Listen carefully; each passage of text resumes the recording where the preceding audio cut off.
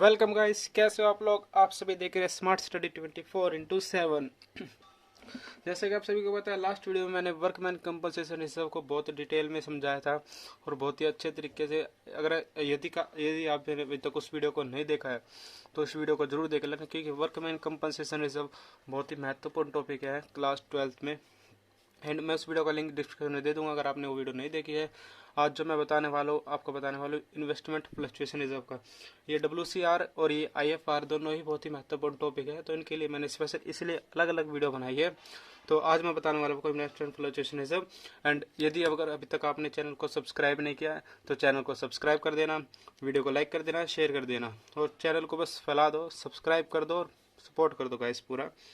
चलिए शुरू करते हैं वीडियो। आज का टॉपिक अपना investment fluctuation reserve. Investment fluctuation सबसे पहले समझना है कि होता क्या है। इन्वेस्टमेंट फ्लक्चुएशन रिजर्व वह होता है जब कंपनी अपनी इन्वेस्टमेंट के लिए कुछ पैसा रिजर्व में बचा के रखे। जैसे कि वर्कमैन कंपनसेशन होता है तो उसमें अपना वर्कमैन के लिए जो एम्प्लॉयज उनके लिए कुछ पैसा फंड में बचा के रखती थी।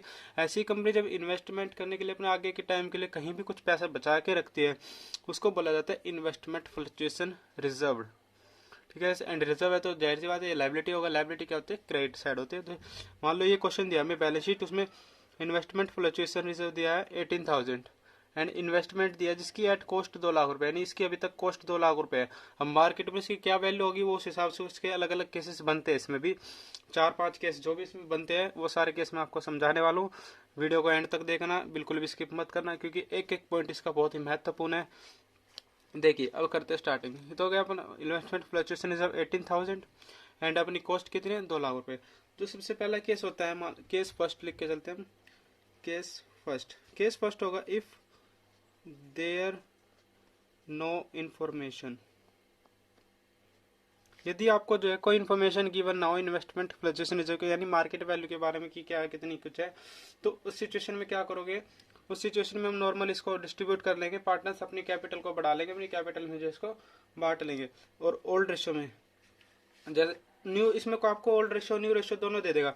जैसे कि इस क्वेश्चन में हमें ओल्ड रेशियो दे रखी है 2:3:4 और न्यू रेशियो दे रखी है 4:3:2। तो न्यू रेशियो का कोई काम नहीं होता। ऐसे क्वेश्चन में आपको न्यू रेशियो देगा ताकि आप उससे गलती करो, आप सेक्रीफाइसिंग और गेनिंग वाली एंट्री करने की कोशिश करोगे, आप वो कर दो कि न्यू रेशियो दे रखी है कहीं ना कहीं तो यूज होगी। नहीं, ये सिर्फ आपको क्वेश्चन गलत करवाने के लिए दी गई है। बिकॉज इस केस में जब भी इन्वेस्टमेंट फ्लक्चुएशन हो चाहे WCR हो, आपको न्यू रेशियो की तो जरूरत होती नहीं है गाइस। ऑलवेज ओल्ड रेशियो ही वर्क करेगी। तो ओल्ड रेशियो क्या है? 2:3:4। हमें सिर्फ इसी रेशियो को ध्यान में रखे चलना, न्यू रेशियो को बिल्कुल ही इग्नोर करके चलो। ठीक है, करते हैं एंट्री। तो देखिए जैसे कि कोई इन्फॉर्मेशन गिवन ना हो इन्वेस्टमेंट मार्केट वैल्यू के बारे में, तो क्या करेंगे? उस जो सिचुएशन में एंटर होगी, पार्टनर जो रिजर्व बचा के रखता है इस रिजर्व को पार्टनर डिस्ट्रीब्यूटेड कर लेंगे अपनी ओल्ड रेशियो में। डिस्ट्रीब्यूट करने के लिए क्या एंट्री करेंगे? देखो IFR क्रेडिट होता है, अब इसको कैंसिल करना है तो क्रेडिट वाली चीज कैंसिल डेबिट हो गई होती है। आई थिंक ये बात तो बताने की जरूरत नहीं, बिकॉज 11th की बातें होती है। तो इन्वेस्टमेंट फ्लक्चुएशन रिजर्व को हमें डिस्ट्रीब्यूट करना है। तो मैं शॉर्ट में लिख देता हूँ इसको, IFR डेबिट टू पार्टनर्स का नाम है ABC। तो A s capital to B s capital, partners अपनी कैपिटल को इंक्रीज कर लेंगे ना, एंड टू CS कैपिटल। 18,000 है तो 18,000 ये कर देंगे और 18,000 को 2:3:4 में डिस्ट्रीब्यूट कर देंगे। 2:3:4 होता है 9, तो इसको बांट देंगे तो आएगा आपका 4,000, 6,000 एंड 8,000 गाइस। ये थी अपनी केस नंबर फर्स्ट की केस नंबर फर्स्ट की एंट्री। क्या केस होगा? जब आपको कोई इन्फॉर्मेशन गिवन ना हो इन्वेस्टमेंट मार्केट वैल्यू के बारे में, तो आपको क्या एंट्री करनी है? IFR debit to A to B and to C। 18,000 old ratio में इसको डिस्ट्रीब्यूटेड करना है, ऑलवेज ओनली ओल्ड रेशियो में। ठीक है, नेक्स्ट केस की तरफ बढ़ते हैं कि नेक्स्ट केस क्या कह रहा है। तो नेक्स्ट केस जो होगा देखते हैं, केस नंबर 2 पे बढ़ते हैं। केस नंबर 2 क्या बोल रहा है? इफ द मार्केट वैल्यू, लिख देता हूँ मैं, आपको बता देता हूँ।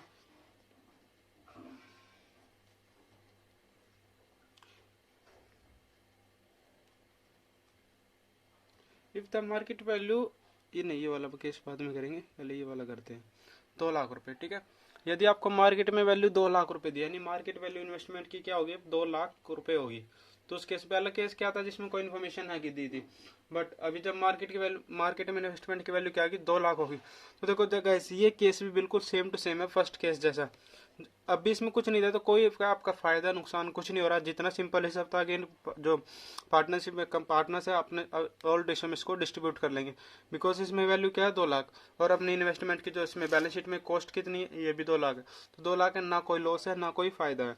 तो एंट्री क्या होगी, सेम जो हमने केस फर्स्ट किया था सेम एंट्री हो जाएगी। मैं तो ऐसे लिख ही देता हूँ, सेम फर्स्ट केस वाली एंट्री, ठीक है, यही एंट्री हो जाएगी। Investment fluctuation is debit 18,000 to A to B to C, amount 468, बिल्कुल डिटो एंट्री, ठीक है। ये था सेकंड केस। अब आते हैं थर्ड केस के बारे में कि थर्ड केस में क्या करना पड़ेगा हमें। तो देखो थर्ड केस बताते हैं अभी। Case number third, case number third क्या होगा, ये लिख देता हूँ मैं। इफ द मार्केट वैल्यू, ये वाला अभी दूसरे वाला लिखते हैं, ये वाला केस, ठीक है। देखिए, if the market value is 1,90,91,000 rupees, यदि इन्वेस्टमेंट की जो है मार्केट में वैल्यू 1,91,000 हो जाए तो हम क्या एंट्री करेंगे। तो देखो, अब आपकी इसमें बैलेंस शीट में मार्केट की वैल्यू, इन्वेस्टमेंट की कॉस्ट क्या है, 2 लाख रुपए। मार्केट में उसकी वैल्यू क्या होगी, 1,91,000 रुपए। यानी आपकी इन्वेस्टमेंट लॉस में जा रही है ना, कम जा रही है, घाटा हो रहा है आप लोगों को। तो 2 लाख रुपए आपकी उसकी कॉस्ट थी, बट उसकी मार्केट में वैल्यू 1,91,000 रुपए होगी। 9,000 रुपए का हमें सिंपल सा लॉस हो गया। तो देखो अब जो 9,000 रुपए का लॉस है इसको कैसे एडजस्ट करते। तो जो 9,000 रुपए का लॉस होगा ना, आज ये जो IFR बनाया था अभी ये काम आएगा। इसी दिन के लिए कंपनी IFR बना के रखती है कि एट द फ्यूचर कभी भी ऐसे लॉस वगैरह हो जाए तो वो अपने जो है पैसा IFR में से यूज कर सके, जैसे WCR में होता था, ठीक है गाइस। तो देखो इसमें क्या करेंगे एंट्री। तो ये 9,000 रुपये का लॉस हो गया। अब 9,000 रुपये का लॉस कैसे हम इसको एडजस्ट करेंगे, सबसे पहले हमें IFR को तो डेबिट करना ही करना है, IFR डेबिट।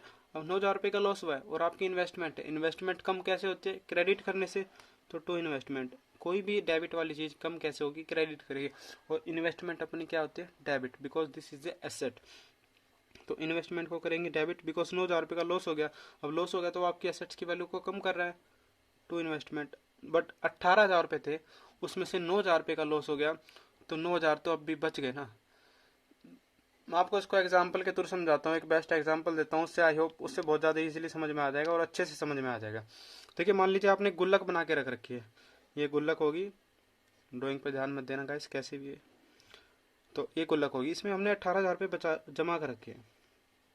अब गलती से मान लो आज मैंने किसी का जो 9,000 रुपये का नुकसान कर दिया, तो मैं जो 9,000 रुपये का नुकसान है वो इस नुकसान जो है मैं अपनी गुल्लक में से पैसे निकाल के दे दूंगा। अब ये मान लो गुल्लक 2 व्यक्तियों की है, मैंने और एक बंदे ने, एक जो है साथ में गए, तो अभी 9,000 रुपये का नुकसान मैं गुल्लक में से दे दूंगा। तो मेरी गुल्लक में 9,000 रुपये और बच गए ना, तो मैं आज इस गुल्लक को अपनी फोड़ के 9,000 रुपये अपने पास रख लूंगा वापस। जो 9,000 ये गुल्लक पैसा काम किस लिए आया, जो मैंने आगे नुकसान हुआ मुझसे गलती से, तो उस चीज़ के लिए उसमें काम आ गया ना। तो ऐसे ही कंपनी इनको एट द मतलब फ्यूचर में कोई भी लॉस वगैरह हो जाता है तो उस चीज़ के लिए कंपनी पहले से ही रिजर्व वगैरह बना के चलती है, जैसे वर्कमैन कंपनसेशन रिजर्व, ये सब चीज़ें, जनरल रिजर्व भी बनता है। तो ये सब चीज़ें जनरल रिजर्व इसीलिए बनाते हैं कंपनी की, फ्यूचर में इनको कोई भी लॉस वगैरह हो तो उन चीज़ों में से पैसा एडजस्ट कर सके, यूज़ कर सके, ठीक है। तो ये केस नंबर थर्ड है, IFR debit to investment. IFR में वैल्यू आ जाएगी 18,000। अब 9,000 रुपये का लॉस हो गया, तो देखो 9,000 रुपये बचे, 9,000 का क्या करेंगे, तीनों पार्टनर्स अपनी ओल्ड रेशो में अपनी कैपिटल में बढ़ा लेंगे, कैपिटल को बढ़ा लेंगे। तो 2A capital, 2B capital and 2CS capital. 9,000 रुपये बचे हैं, 9,000 को ओल्ड रेशो में बांटना है। ओल्ड रेशो क्या है, 2 3 4, ये होते हैं 2 3 4 9, यानी 2,000, 3,000 और 4,000। ये था गाइस केस नंबर थर्ड, जहाँ पे हमें 9,000 रुपये का लॉस हो गया था। तो उस लॉस को कंपनी ने कैसे एडजस्ट किया, अपनी जो है इन्वेस्टमेंट IFR में से पैसा दे के एंड मामला करके जो भी बचा उसको अपनी कैपिटल में ले गए, ठीक है। नेक्स्ट केस की तरफ बढ़ते हैं, केस नंबर फोर्थ। देखते हैं केस नंबर फोर्थ क्या होने वाला है अपना।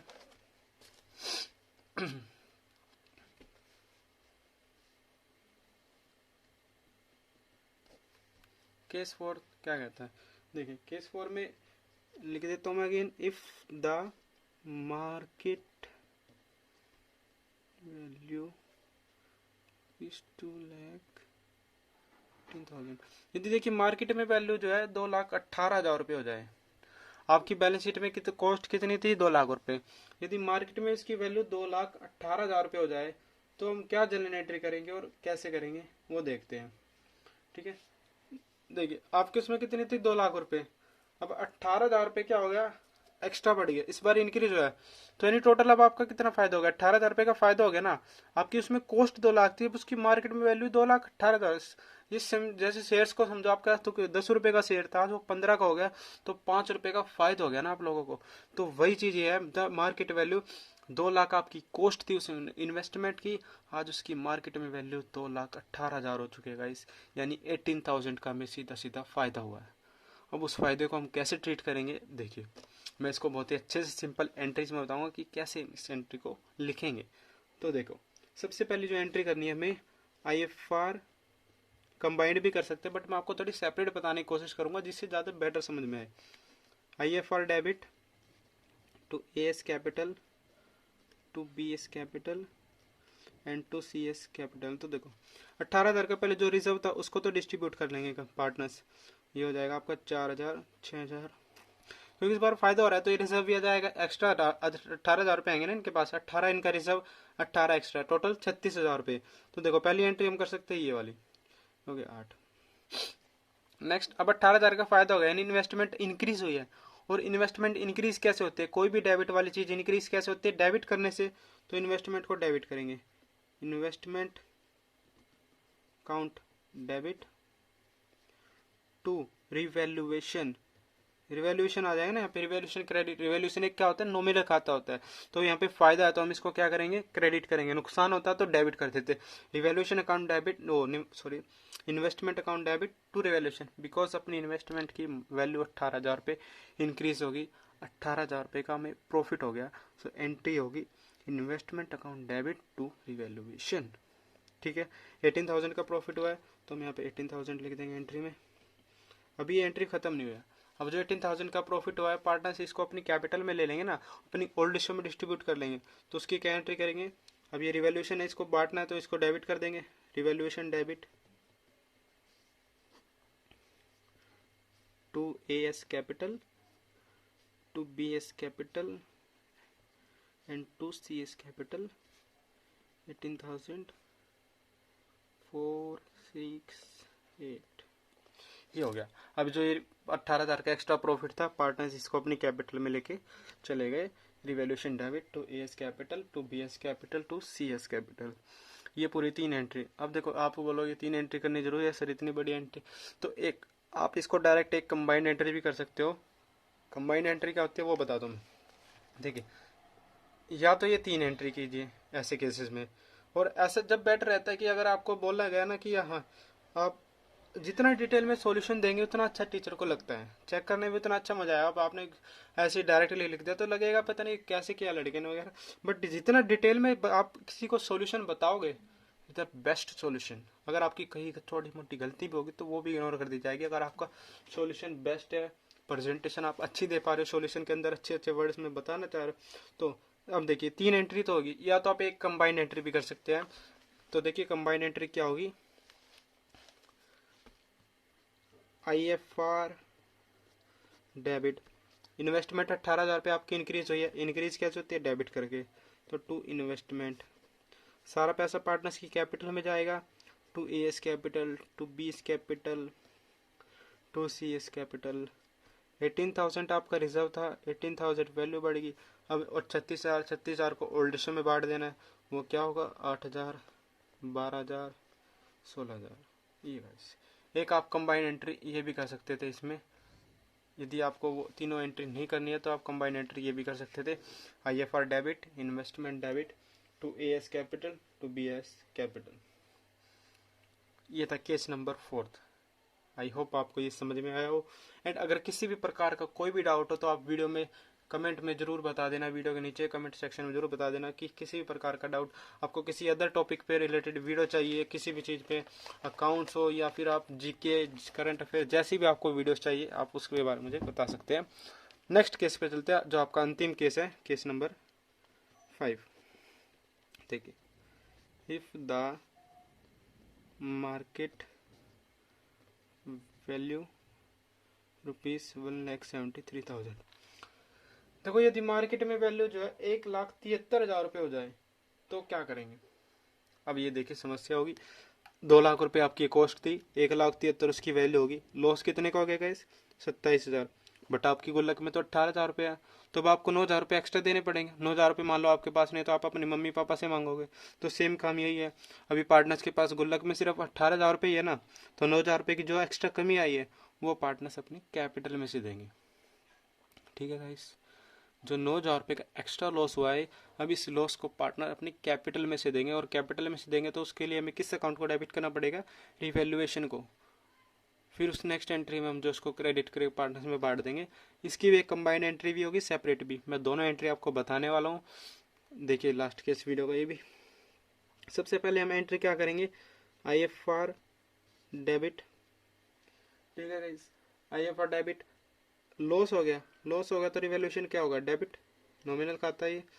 एंड 2 आपकी इन्वेस्टमेंट कम हो रही है, इन्वेस्टमेंट कम कैसे होती है, क्रेडिट करके। ऊपर भी कम हुई थी बट वो 9,000 रुपीज़ कम हुई थी, वो उतना तो हमने गुल्लक में रखा था पैसा, बट इस बार 27,000 होगी। इतना तो हमने पैसा बचा के रखा भी नहीं था, इतना तो हमें अंदाजा भी नहीं था कि इतनी नुकसान हो जाएगा हमारा। 27,000 रुपये जो हमारी मार्केटिंग में इन्वेस्टमेंट की वैल्यू कम जा सकती है।